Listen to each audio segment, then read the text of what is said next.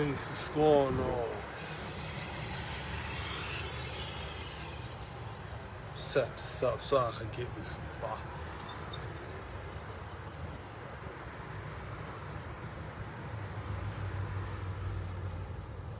So yeah.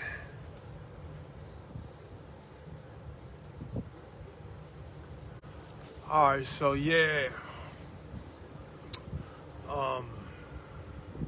Just out here looking for a little conversation. You know. Help people, show people about this book. You know, 10 Points of Recovery. And just a few things why it's so important. I'm out here live, man. I'm at the library. You see the skyline and everything. And you know, guess I'm gonna share. I guess I'll share this story.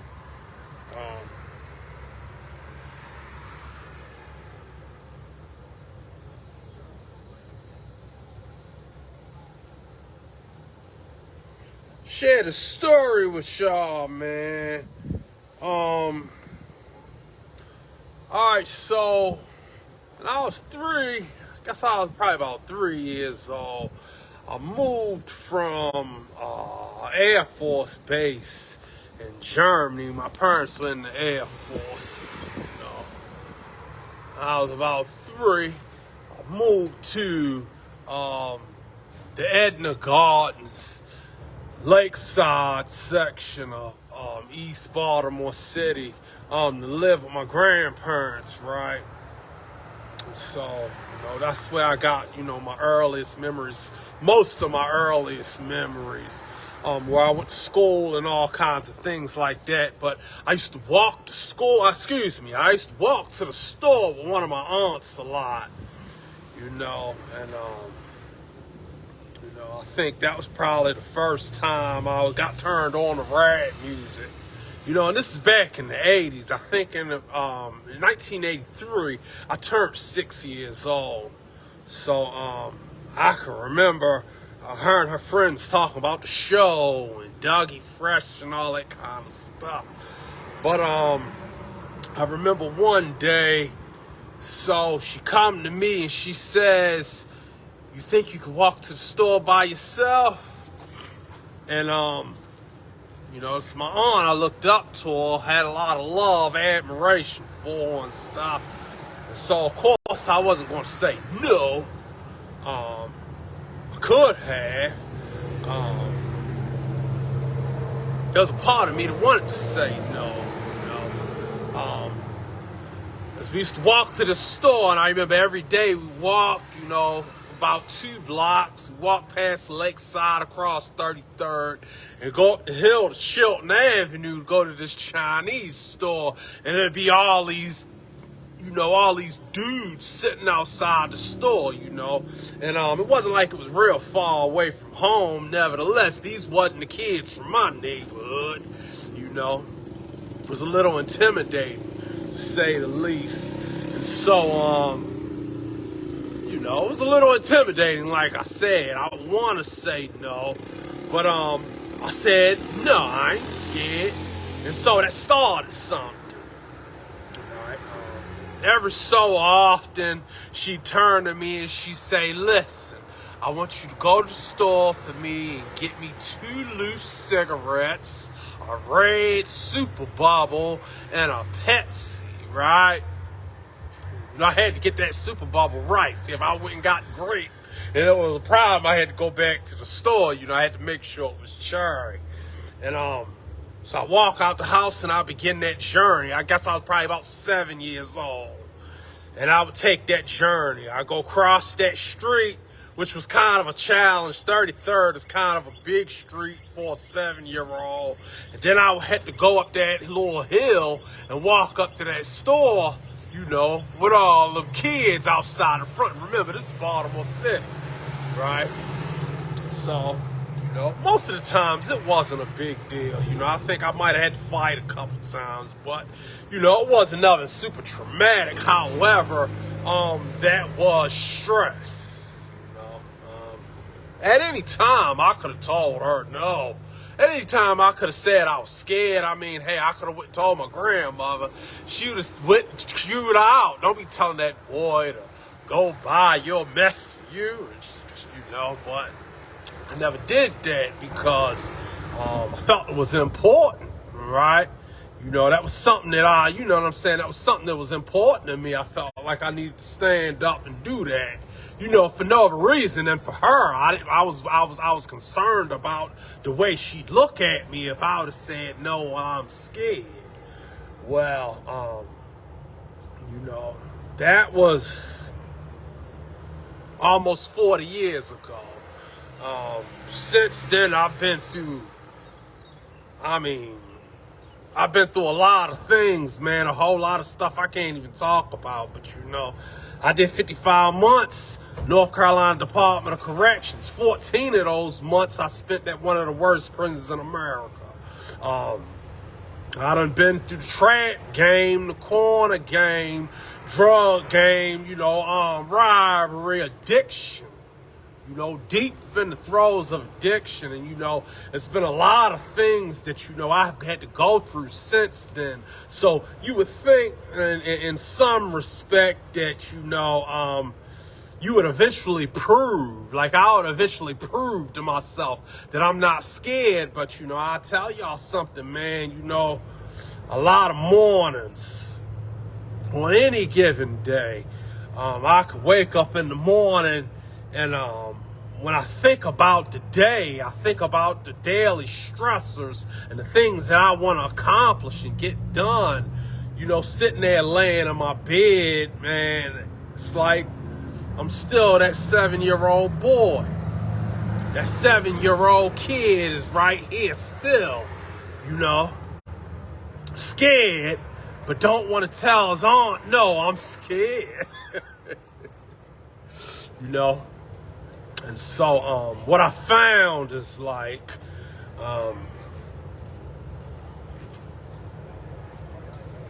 first of all, you got to have, good habits, See, a lot of times what I found to I've been through a lot of stuff, and I think, it's not anything that's very unique. A whole lot of us and, the people that I'm speaking to, that 10 points of recovery is written for a lot of us. We go through a lot of things. We had some traumatic experiences, issues that we had to stand up to. But a common theme with a lot of us, I think, is that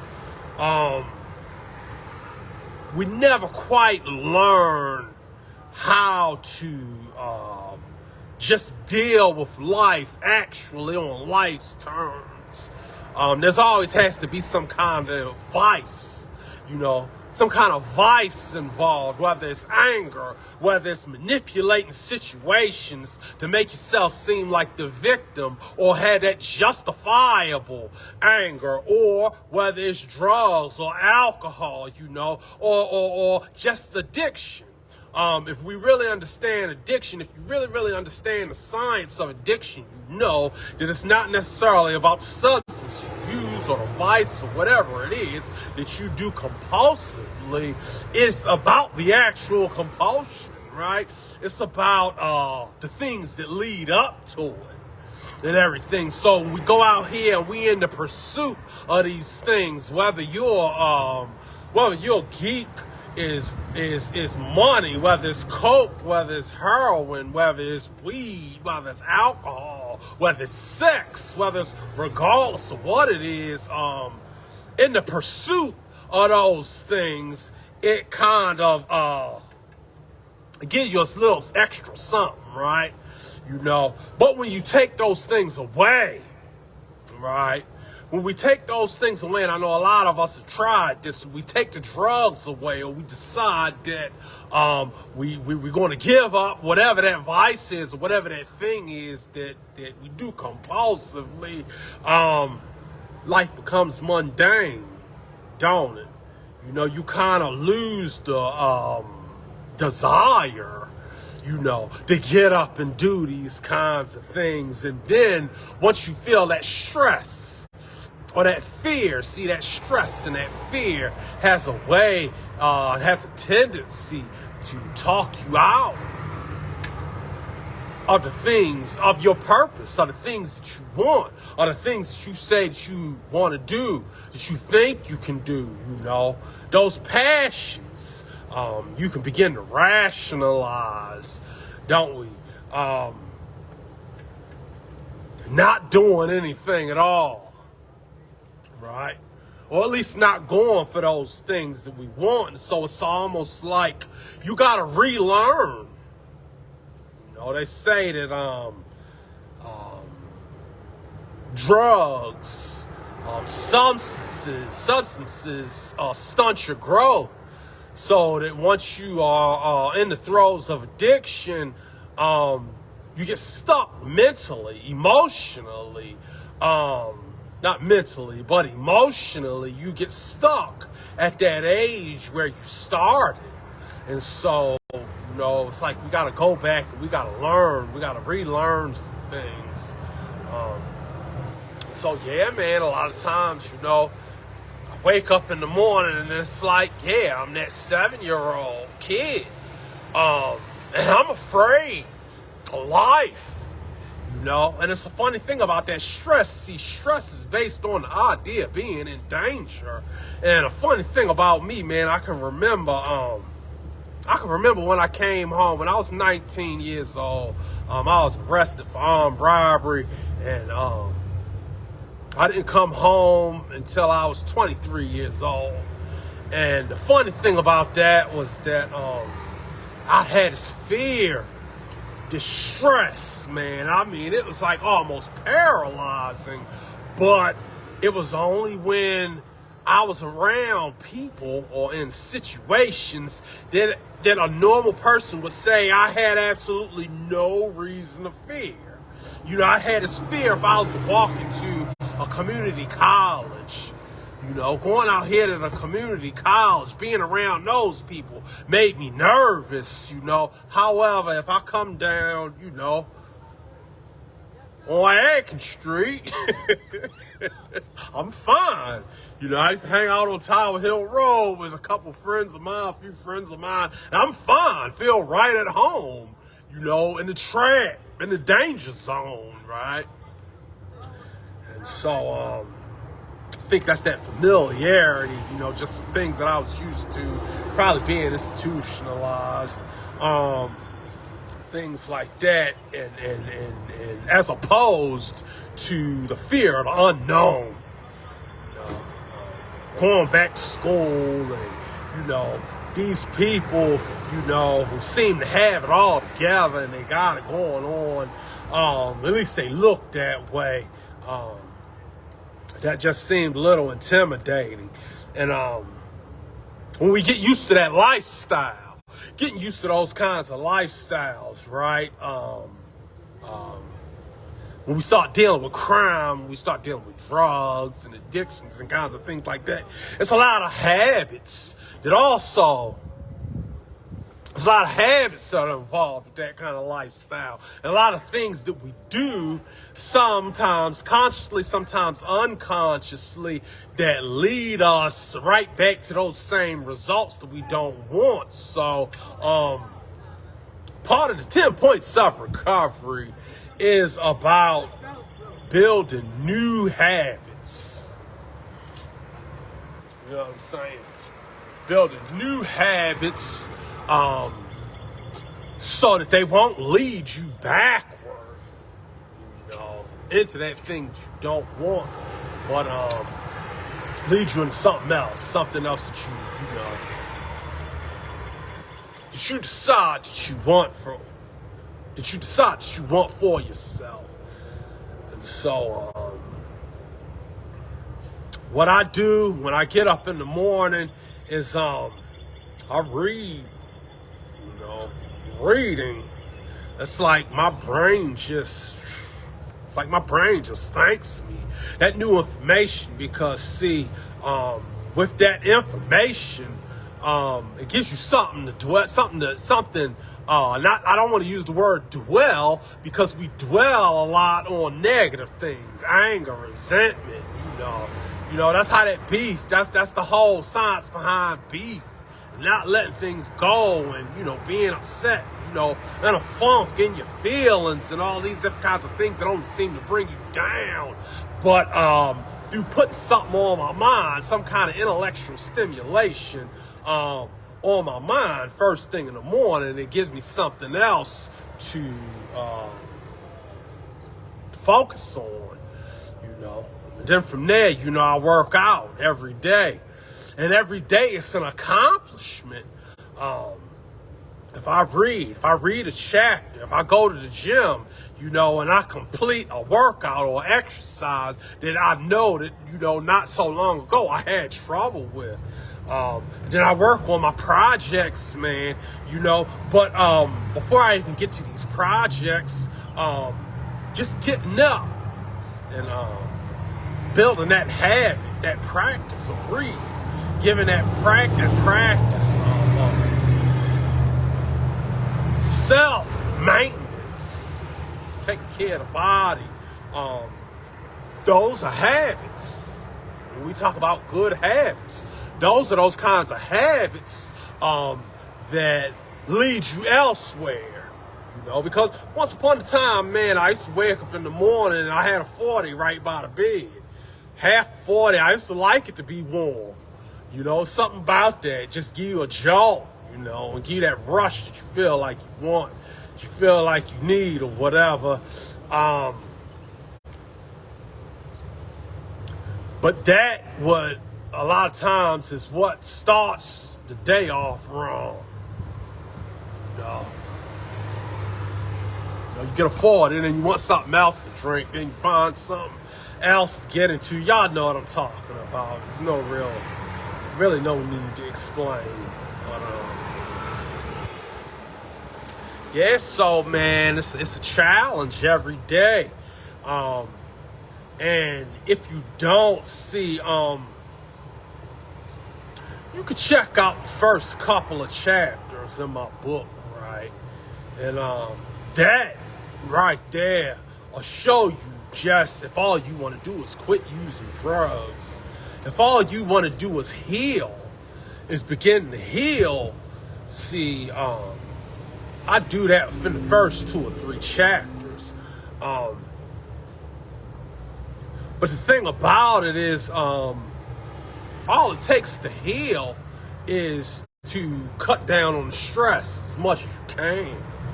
You know, I doubt if you'll be able to totally eradicate all stressors, but you can definitely cut down on it. You cut down on the stress. You can get the stress out of your life.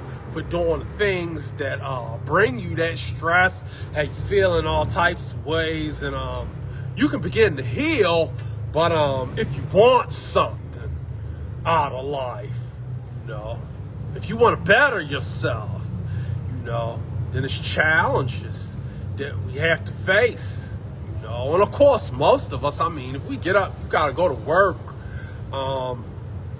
You got a job, you got a spouse, you got children, you're going to face challenges anyway. And, you know, there's one thing, jumping in and dealing with that stress head on. But there's also a way to understand it. You know, once you understand your situation, you understand your perspective, and you understand the stress, you understand how to overcome it, but not just overcome it, but how to turn that cortisol into DHEA, or turn that cortisol into the chemical that grows your brain, makes you smarter.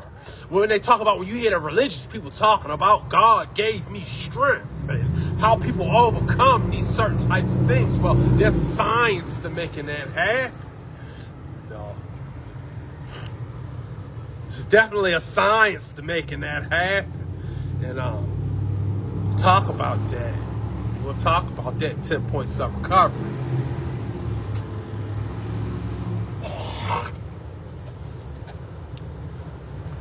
You know. But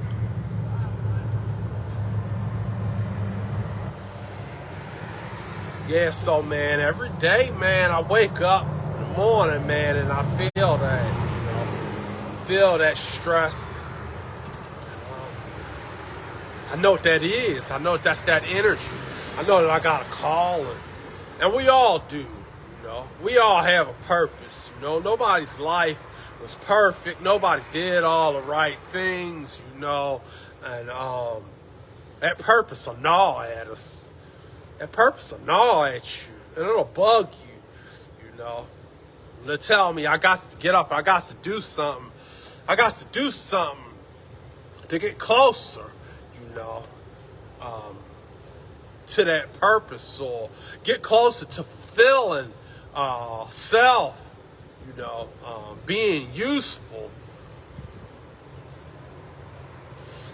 So I know that that's that energy, you know.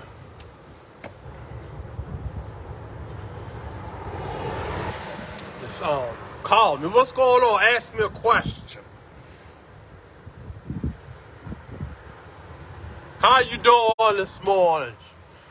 This afternoon, Sheree, it's 2 o'clock.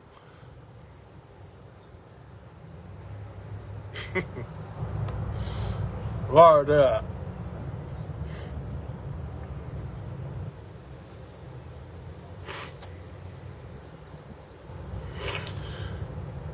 And yeah. Man, so I'm just talking about building some good habits. And get you some good habits that those will help you stay away from the bad habits. I appreciate you checking in too. No doubt. Yeah, I appreciate it. No doubt. Hold on.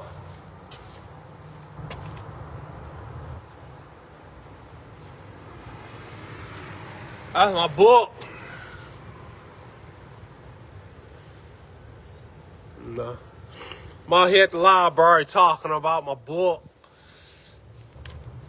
and stuff. And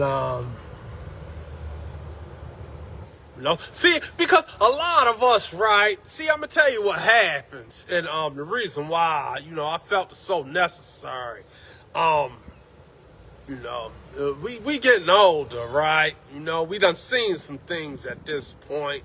And what I found and what I learned is that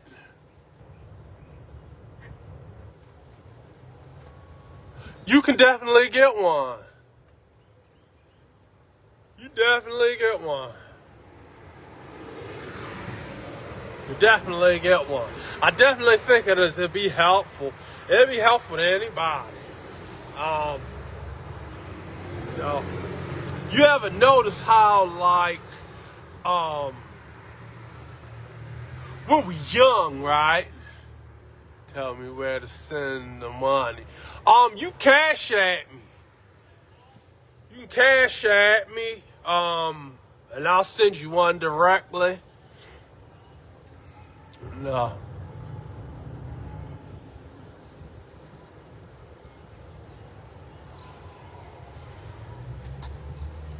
Like I was saying, it's $20, and I'll take care of the shipping.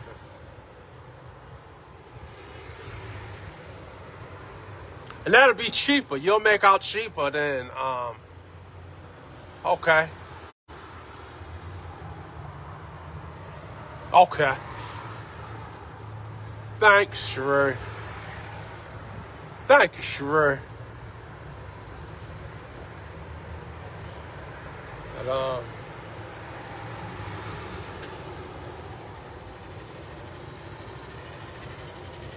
but like I was saying, you know, you notice how it seems like it's certain things that we get figured out. Love you too.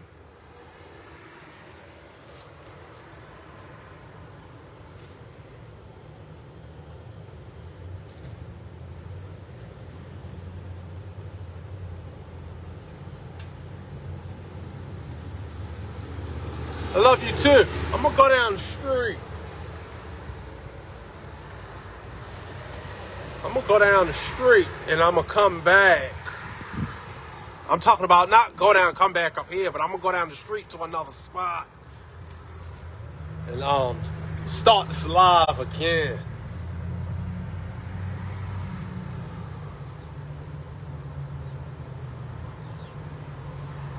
Yeah, I'm gonna pick up where I left off, y'all.